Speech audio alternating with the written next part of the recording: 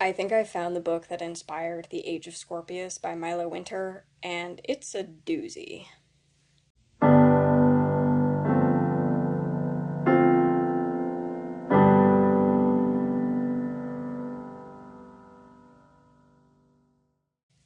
If you're new here, hi. I don't have a channel introduction yet, but I cover bookish things from the perspective of a young, trying to get published writer.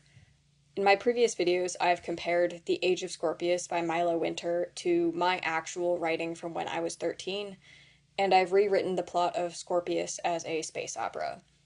I actually thought I was done with talking about Milo Winter, and I was getting ready to move on to some other bookish topics, but then two things came up. So after this video, there will be at least one more that heavily mentions the Age of Scorpius.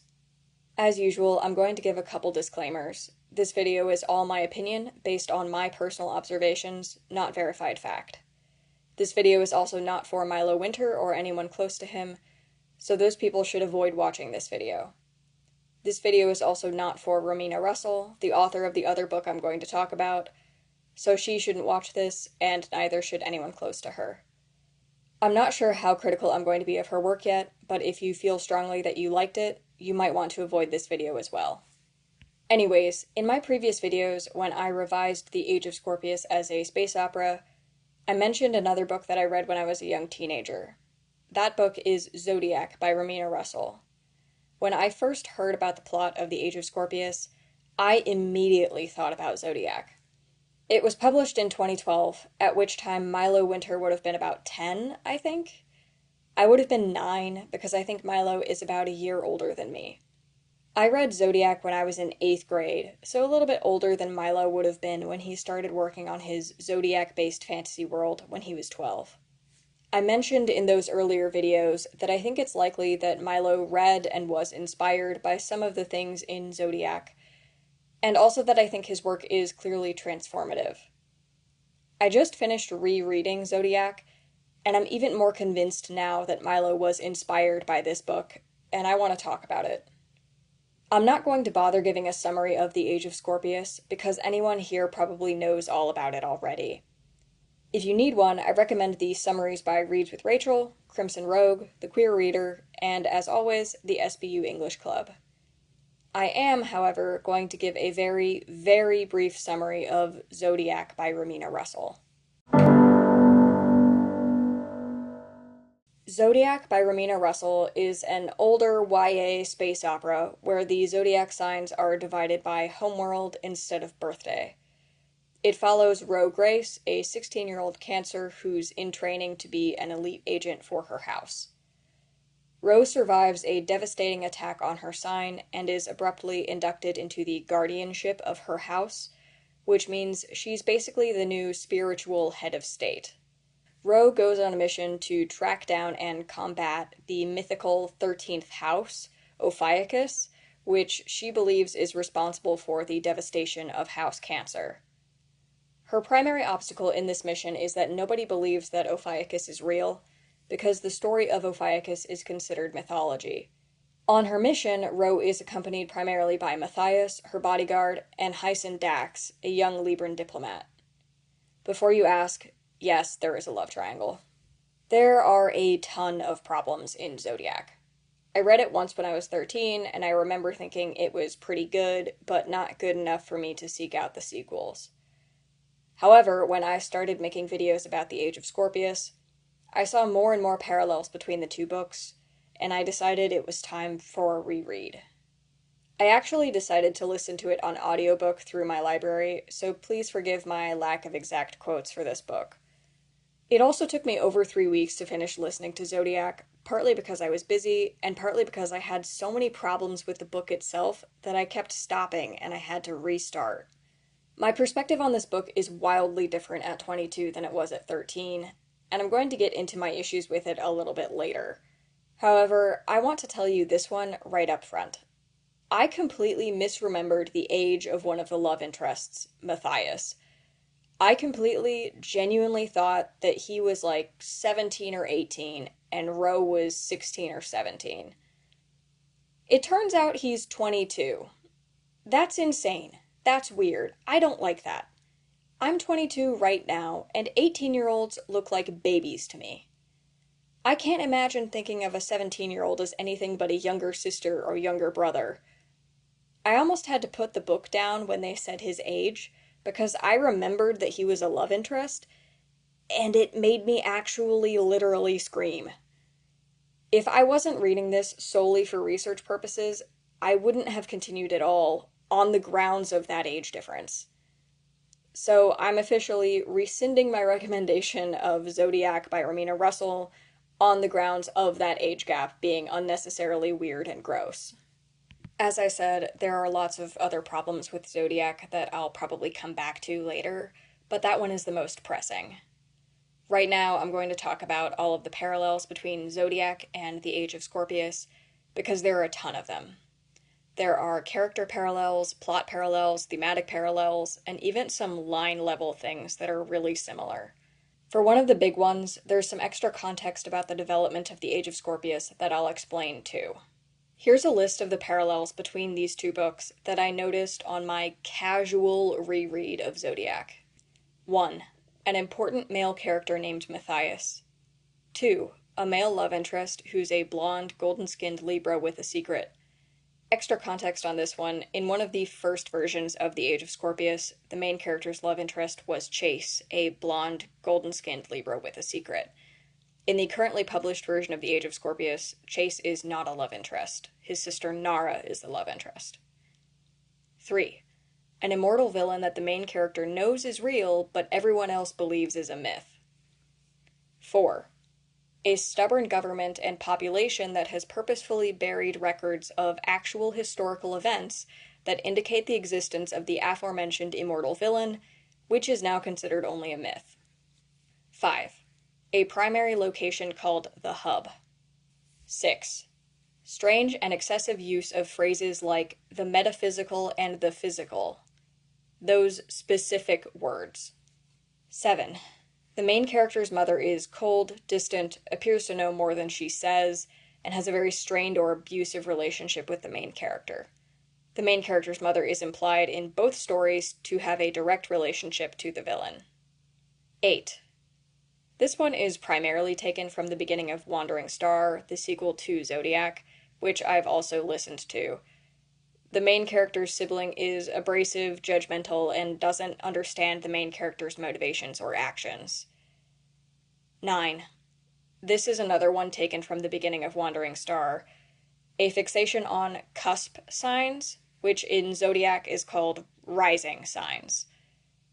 Everyone please note that I listened to the first 2 hours of Wandering Star on a plane.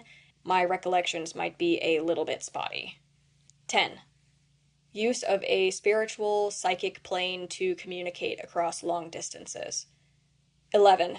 A main character being physically harmed through an astral plane without explanation. In Zodiac, it kind of makes sense, and the characters also don't understand it. In the Age of Scorpius, it does not make sense. 12. A character who has specialized knowledge about, quote, the world, for some reason, which she dumps frequently. 13. A main character with an abject inability to understand political tactics, motivation, or manipulation, even when it comes at her expense. 14. A legendary sun god who has a big problem with immortality. 15. From Wandering Star, this is a quote. Besides, one of the few things the houses agree on is their distaste for anyone who defies the stars. The tagline for the Age of Scorpius is, quote, in a world where Zodiac determines fate, she defies the stars, unquote. 16. The use of the term guardian with a U or guardian no U. As everyone knows, Scorpius is set in a land called Guardian No U. In Zodiac, the leaders of all the signs are called guardians, spelled normally. 17. Thematic emphasis on balance. 18. Thematic emphasis on lost history. I'm sorry if you hear rumbling, my neighbor has a Maserati and they just started it and it's really annoying. 19. A war about 300 years ago. I'm less sure about the timeline on this one for Zodiac, but I remember it clearly from the Age of Scorpius. And there is a historical war in Zodiac. I just can't remember if it's exactly 300 years ago or not. 20. A Scorpio leader being an antagonist. 21. Several of the sign-dependent stereotypes are the same from book to book. I think I might actually be missing some, but those are the ones that I can think of off of the top of my head. A lot of them are pretty minor, but there are a few that are really quite major if you read one with the other in mind. The one that really got me is the similarities between Hyson Dax and Chase. In Zodiac, Hyson Dax is presented as a Libran envoy who Ro, the main character, meets and flirts with at her swearing-in ceremony when she becomes guardian of her house. He later accompanies Ro on her quest. Hyson is blonde, golden-skinned, funny, very charming, and well-read. He's also not quite who he says he is, and his actual identity is a pretty big secret for the first part of the book. He's immediately a love interest for Ro, the main character. In The Age of Scorpius, Chase is a Libra who accompanies Reika on her quest. He's presented as blonde, golden-skinned, funny, flirty, and well-read. He has a major secret as well. He's a Libran healer, which is a super special type of top-secret magic. My caveat to this observation is that he's not a love interest for Reika in The Age of Scorpius. However, I believe in a previous version of this story that would eventually become The Age of Scorpius, Chase was the primary love interest of the main character. It was the first description of Hyson Dax in Zodiac that really convinced me of the parallels between these two books. It wasn't even one that I had remembered clearly when I made my initial observation, but when I got to it, it was so striking that I made myself finish the book to see what else came up. It was much later in Zodiac that I noticed one of the other more damning parallels. In The Age of Scorpius, there's this line that's quoted over and over again because it's kind of nonsensical and weird. It's something like, "It will devour you, the metaphysical before the physical." It doesn't make a whole lot of sense in the context of The Age of Scorpius. Guess where it does make sense? Zodiac. Here's some world building for Zodiac that I need to explain. Zodiac is a space opera, and they have things like spaceships, transmitters, and holograms. However, they also use something called the Psi, which is sort of like an astral plane, to do things like read the literal future from the stars, and also speak across great distances and commune with a collective consciousness. The villain of the story, Ophiuchus, is repeatedly described as using psi weapons and not really existing in the physical plane in a way that the main character can reach and harm. Toward the end of the book, when Ro finally convinces the governments of the other houses to believe her and go attack Ophiuchus, they send a bunch of warships to take on Ophiuchus in the physical plane, while Ro is instructed to fight him in the metaphysical plane. That phrasing specifically is used, metaphysical versus physical. It's not used once, either. It occurs with increasing frequency in the second half of the book, and it actually does make some sense in the context that it's used in. To a 12-year-old, I bet it sounded super cool. Maybe even like something you'd like to put in your own book. The last parallel that I'm going to talk about in some detail is the Lost History arc. This one didn't hit me until a while after it was presented in Zodiac, and it only really sank in because of one particular scene. In this scene, Ro is learning that records of a mythical villain who was condemned by the sun god for seeking immortality have been intentionally buried by the powers that be. Need I remind you that in The Age of Scorpius, there's also a major theme of immortality being a curse because it's bad for balance, and also the gods really not liking immortality because of that. In fact, the big bad villain in The Age of Scorpius, whom we conveniently never really see on screen, is an immortal. In both books, things start going wrong when said big bad immortal starts rearing their head again. Prior to this scene in Zodiac, there were a lot of other parallels with the whole lost history thing, but this was the one that really made them snap into place for me. In both books, the actual literal truth that the main character knows is written off as just a myth by the general population and the powers that be. Suffice it to say that the other parallels that I listed, all 21 of them, are obvious enough that I was able to spot and remember them without taking notes on either book. But here's where things get really weird.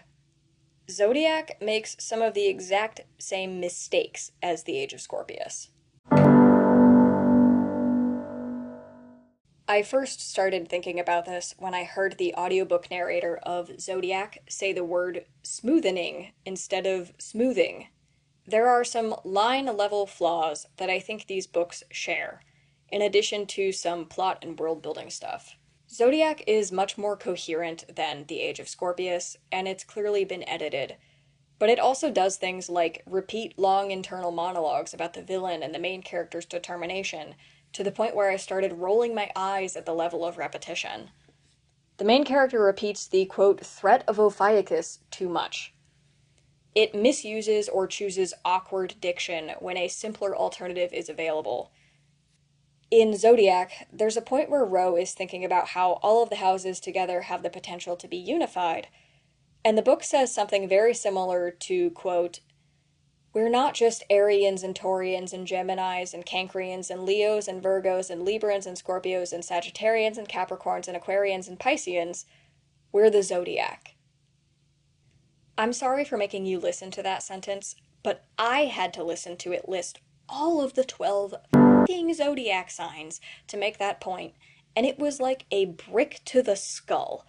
Just like in A Different Place, where Zodiac described a life support unit as a, quote, healing box, seemingly just for variety, when it had previously described it as a life support unit only a sentence or two prior. It felt weirdly similar to some of the line-level mistakes that Milo Winter made in The Age of Scorpius as well. There are also some character things that are similar and very weird. Both books present general world knowledge as, in Rika's case, a special interest, which is not how special interests work, and in Ro's case, a singular topic that is normal to be quantified as one set of information.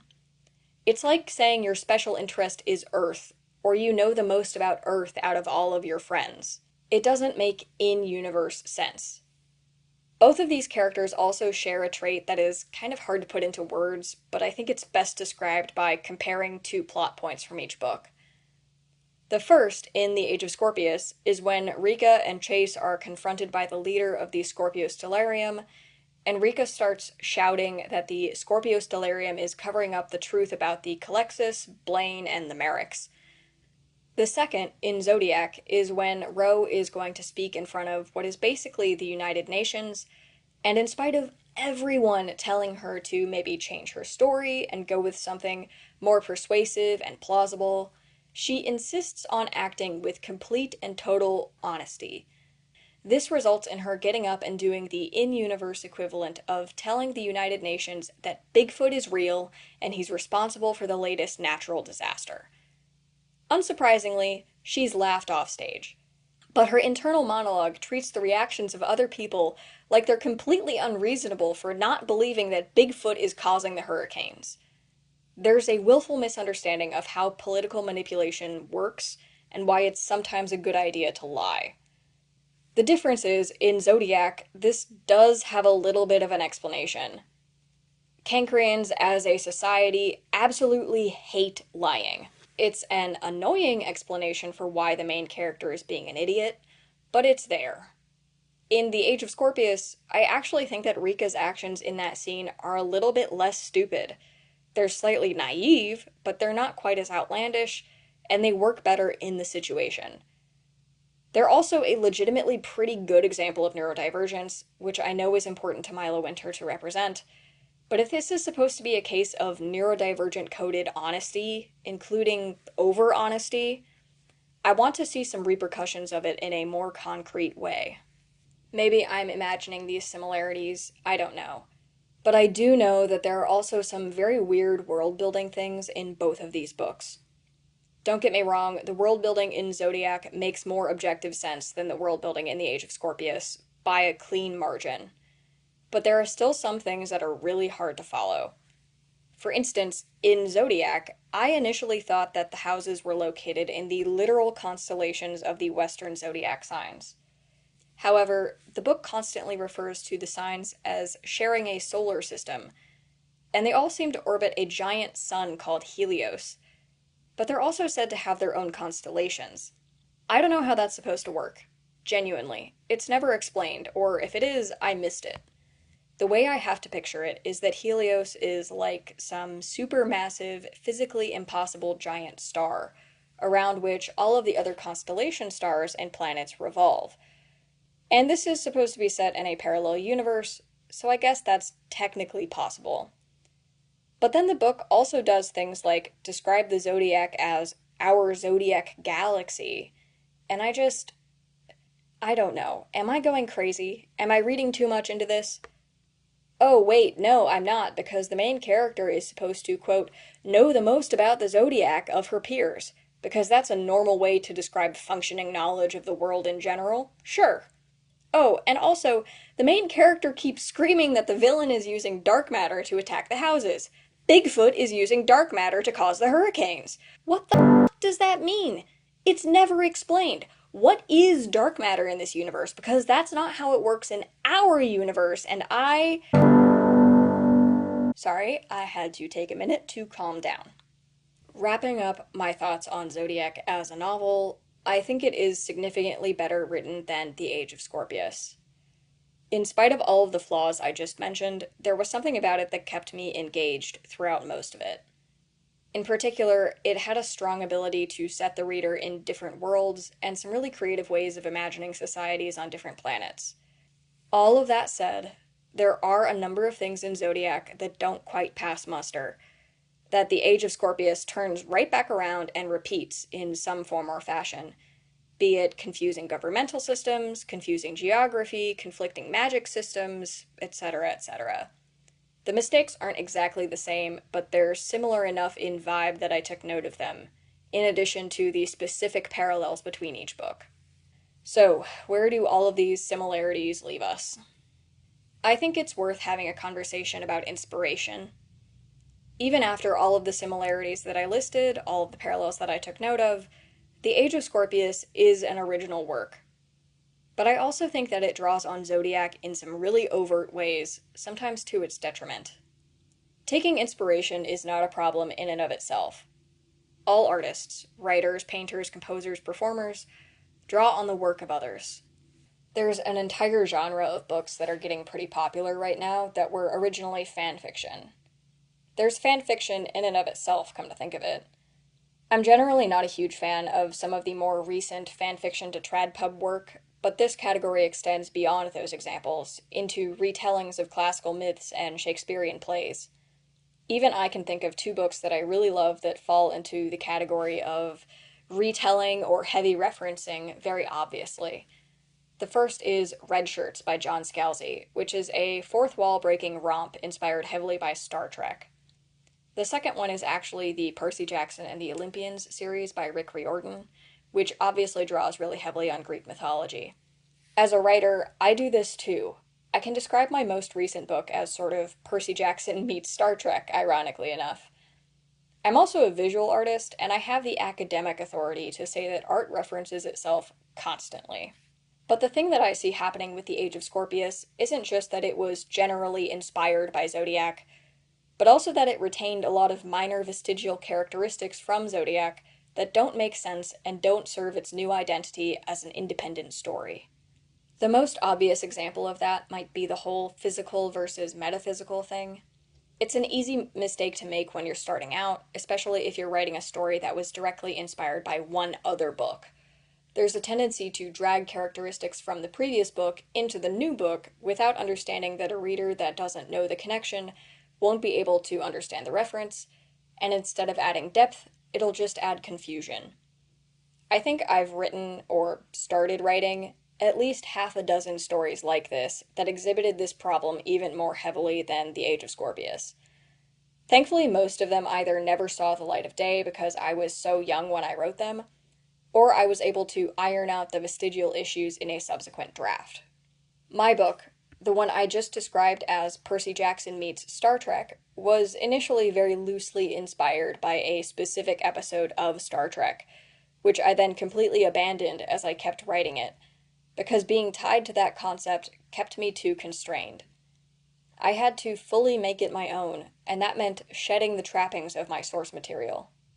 I think that one of the most useful things you can do if you find yourself wanting to write a book inspired by a different book is to make sure it's not your only source material. Read other books that are like it and figure out what about that first story you really like.